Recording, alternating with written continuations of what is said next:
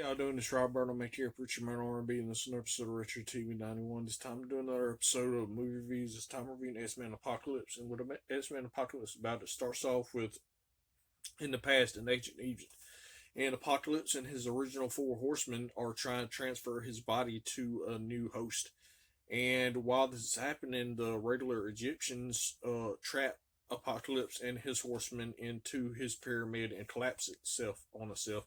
Well, before that, one of Apocalypse's horsemen's able to put a protective barrier over him and keep him safe for until present day in the 80s of the movie X-Men Apocalypse. Well, he wakes up and he starts going after horsemen.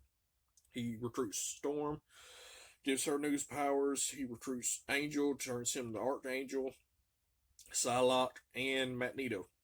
And that's Apocalypse's four horsemen.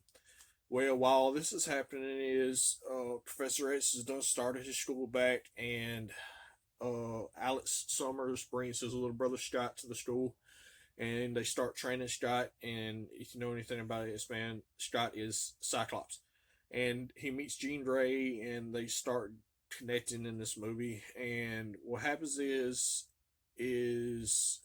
Professor X is trying to find Magneto, and he uses Cerebro to do this. Well, while he's doing this, Apocalypse is able to connect to Cerebro, use Xavier's powers to make everybody shoot their nuclear warheads straight up into space where they can't hurt nobody.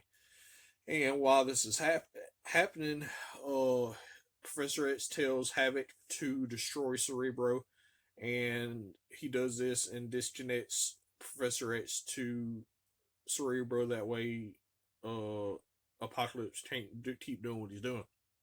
Well, Apocalypse and his horsemen show up at the Institute, and Havoc uses his powers to try to stop Apocalypse, and Apocalypse teleports away.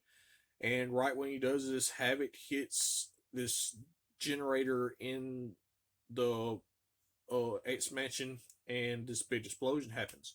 Well, while this explosion happens, Quicksilver comes and thinks he saves everybody, but he doesn't get Alex because Alex was closest to the blast and he didn't know about him, and Alex winds up dying. Well, Scott takes this pretty hard because it's his older brother dying, and after all this happens, Colonel Stryker and his men come and capture Mystique, Beast, Professor X, well, not Professor X, Mystique, Beast, Moira Tiger, and I think that's it. And then Cyclops, Nightcrawler, and Jean Grey stow away.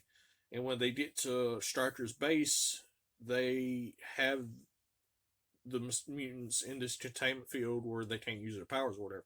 Well, while this is happening, Logan's also in this base, and he goes berserk because he just got his adamantium, and Jean gives him a little bit more of his memory back, and Wolverine runs away. So to see what happens with that, after this, they're able to save the X-Men that were captured. They go after Apocalypse to save Professor X. They save Professor X right before Apocalypse is about to transfer his mind into Professor X's body.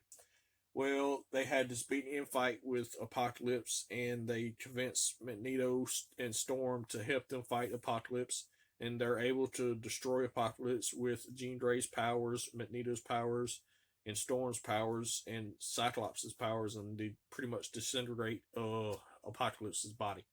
And this is the first hint of the Phoenix Force from Jean Grey that we see, and we'll pick up in the next movie. But other than that, that's all that really happened. My question for y'all is, now that the X-Men have formed, Mystique's a part of the X-Men, helping lead the X-Men now. So to see what happens with that.